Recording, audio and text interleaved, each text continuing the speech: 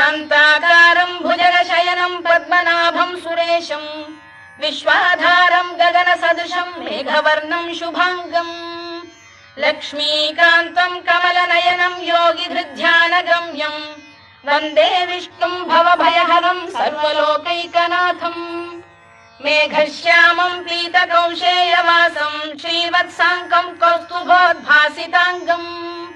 पुण्योपेतं पुण्डरीकायताक्षं विष्णुं वन्दे सर्वलोकैकनाथम् नमः समस्तभूतानामादिभूताय भूभृते अनेकरूपरूपाय विष्णवे प्रभविष्णवे